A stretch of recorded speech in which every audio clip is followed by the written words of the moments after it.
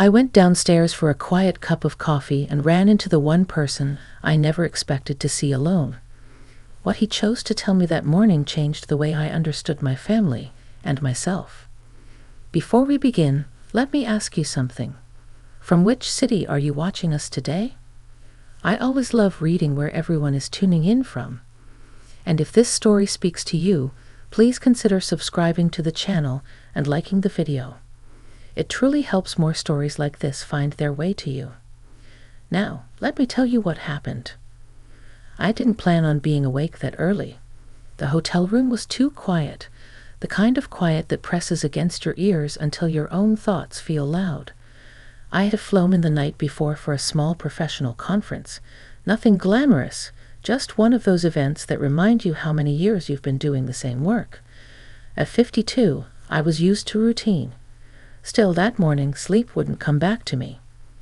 I slipped on a sweater, smoothed my hair with my fingers, and went down to the hotel Café, hoping coffee would steady me.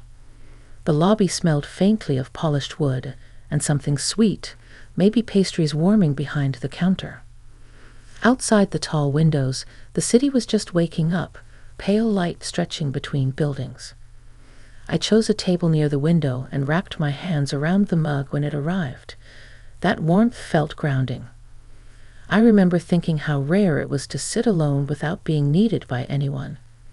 No husband asking questions, no daughter texting for advice, no deadlines tugging at me. That was when I heard my name. At first, I thought I imagined it. Then I looked up. He stood a few steps away, hesitating, like he wasn't sure whether to approach. Tall, neat, familiar in a way that didn't belong in that place. My daughter's boyfriend, Daniel. For a second, neither of us spoke. The surprise must have shown on my face, because he smiled awkwardly and gestured toward the empty chair. "I didn't expect to see you here," he said. "Neither did I answered honestly. "Are you staying here?" He nodded. "Interview nearby. Early start." I motioned for him to sit. It felt strange, sharing a table with him without my daughter present, like seeing a supporting character step into the main scene.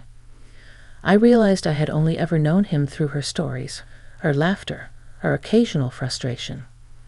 Up close, he looked tired, not just from travel, but from something heavier.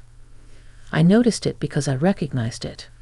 I'd worn that same look myself during difficult seasons of my life. We exchanged small talk at first. Polite, safe. Weather, schedules, how unexpected the coincidence was. But silence has a way of inviting honesty when two people let it linger. He stared into his cup for a long moment before speaking again. "I hope this isn't inappropriate," he said carefully.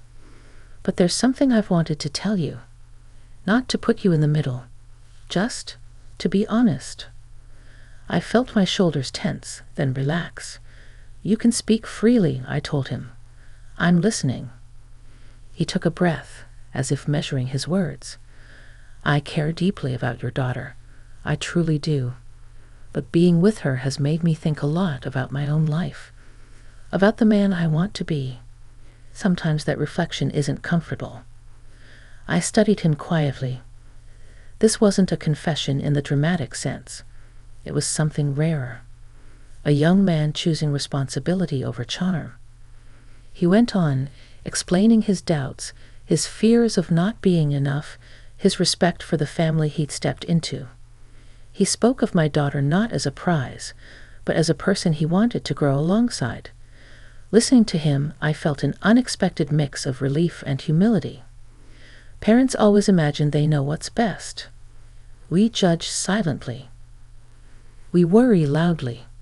Yet here he was, offering me something I hadn't earned but deeply valued: trust. When he finished, he looked at me, almost bracing for judgment. What surprised me most was my own response. I didn't lecture. I didn't advise. I simply shared a piece of myself. I told him how uncertainty never really leaves us, no matter our age. How love isn't about having all the answers, but about being willing to ask the right questions together. The cafe grew busier around us, cups clinking, voices overlapping. Yet our small corner felt still. When he finally stood to leave, he thanked me. Not with exaggeration, just genuine appreciation. As he walked away, I realized something important had shifted inside me. I wasn't just a mother anymore, or a professional, or a woman passing through a hotel lobby. I was someone still capable of being surprised, of connecting, of learning. And that realization stayed with me long after the coffee had gone cold. I thought our conversation would end there, neatly wrapped like a chance encounter meant only to reassure me. But the rest of that day had other plans. After Daniel left the café, I stayed seated longer than I intended. I watched people come and go, each carrying their own invisible concerns. I realized how rarely we slow down enough to truly see one another. His honesty had unsettled me in a quiet way, not because of what he said, but because of how openly he said it. The conference sessions passed in a blur. Speakers talked about innovation, leadership, adapting to change. Words I'd heard countless times, yet my mind kept circling back to the morning. I kept thinking about my daughter, about how she had chosen someone who could speak with that level of self-awareness. Maybe I had underestimated her judgment, or maybe I had underestimated how much people grow when we aren't watching. That evening, I returned to the hotel earlier than planned. The hallway lights were dim, the carpet patterned in that way hotels choose to hide where. As I unlocked my door, I felt a strange mix of comfort and restlessness. I wanted quiet, but I also felt open, as if something inside me had been gently stirred awake. I changed clothes and went back downstairs, not because I needed anything, but because I didn't want to sit alone with my thoughts just yet. The lounge beside the cafe was calmer now, soft music playing low, lamps casting warm circles of light. Daniel was there again. This time, he noticed me first. He gave a small, respectful nod, the kind that allows the other person space to decide. I surprised myself by walking over.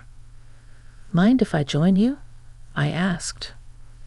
"Not at all," he replied, standing briefly before sitting back down. That small gesture spoke volumes. We talked differently this time. Less careful, but still measured.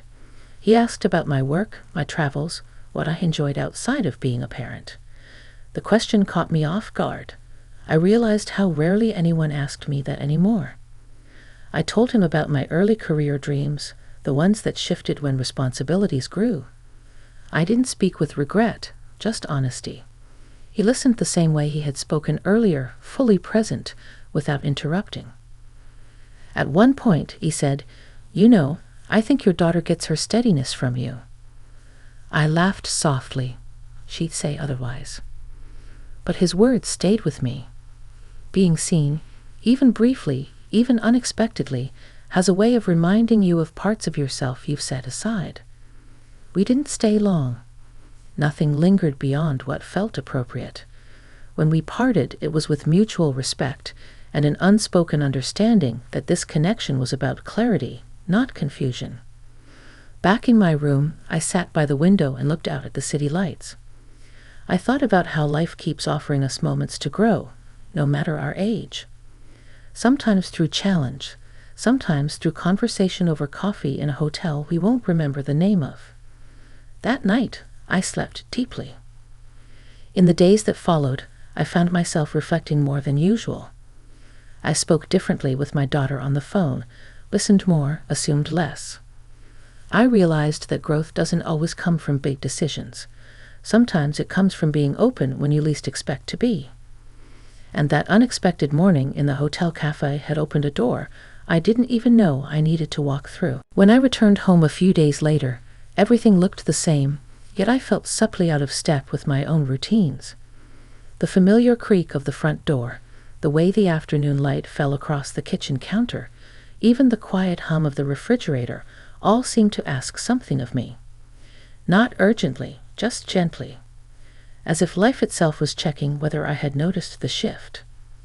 My daughter called that evening.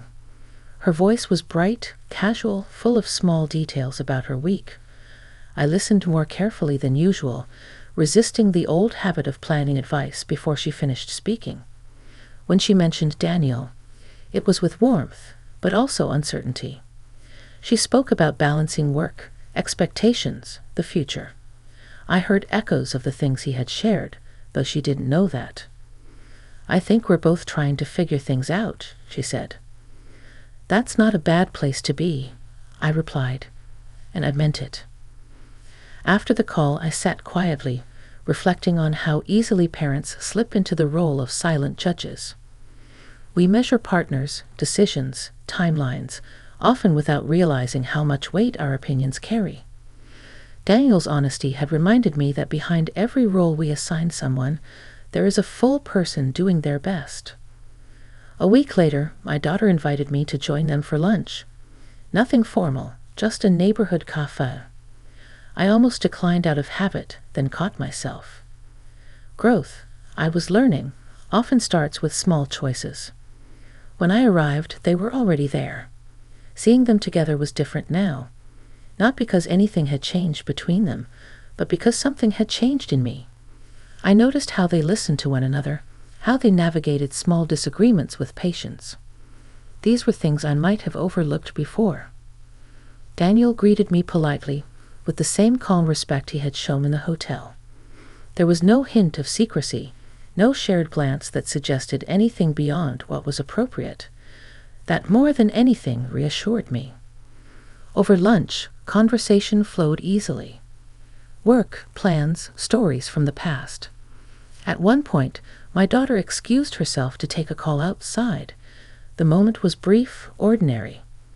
Daniel and I sat in comfortable silence, sipping our drinks. He smiled and said quietly, "Thank you again for listening." I nodded. "Thank you for trusting me." That was all. It didn't need to be more. Later, walking home alone, I thought about how rare it is to have moments that clarify rather than complicate. This was one of them. I hadn't crossed any lines. I hadn't lost anything. Instead, I had gained perspective. In the weeks that followed, I felt more grounded. I took better care of myself, not in dramatic ways, but in thoughtful ones.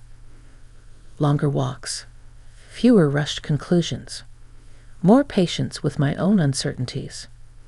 I realized that personal discovery doesn't always come from reinvention. Sometimes it comes from recognition. Seeing others clearly helps us see ourselves more honestly. That unexpected meeting hadn't disrupted my life. It had refined it, and as I moved forward, I carried that lesson with quiet gratitude, knowing that growth doesn't announce itself loudly. Often it arrives as a simple conversation, at the right moment, with the right amount of truth. Time has a way of settling things, smoothing the sharp edges of moments that once felt important. Months passed, marked by ordinary events. Seasons changed. My work continued, my routines held. Yet something lasting had taken root, quiet but steady. My relationship with my daughter felt lighter. Not because we spoke less, but because we spoke better. I asked more questions and filled fewer silences.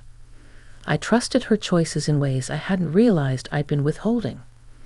Watching her step into her own adulthood with confidence reminded me that letting go doesn't mean losing connection. Sometimes it strengthens it. Daniel remained a respectful presence in her life. I saw him at family gatherings, holidays, casual dinners. He was consistent, thoughtful, and grounded. Over time, I stopped evaluating him altogether. He was no longer someone to assess, just someone who belonged. That shift felt like a quiet victory. One afternoon, I found myself back in a hotel cafe during another work trip. Different city, similar setting. The same early light, the same low hum of conversation. As I stirred my coffee, I smiled at the memory of that unexpected morning months before. I realized then how much that brief encounter had given me. Not excitement or disruption, but perspective. It reminded me that life doesn't stop offering lessons once we reach a certain age. It simply changes how it delivers them. I had spent years defining myself by roles: mother, professional, caretaker, organizer. All important, all meaningful. But that conversation had reminded me that I was also a person still capable of curiosity, reflection, and emotional clarity. There was no secret to carry, no dramatic turning point to explain. Just a deeper understanding of boundaries, respect, and the value of honest conversation. I felt more at peace with my past choices and more open to whatever lay ahead. As I finished my coffee and gathered my things, I felt grateful. Grateful for my daughter, for the man she had chosen, and for the reminder that growth doesn't require upheaval. Sometimes it arrives quietly, sits with you for a while, and leaves you wiser. Walking out into the day, I carried that sense of calm with me. Life hadn't changed on the outside, but inside, something had settled into place. And at this stage of life, that kind of growth felt like a gift worth cherishing.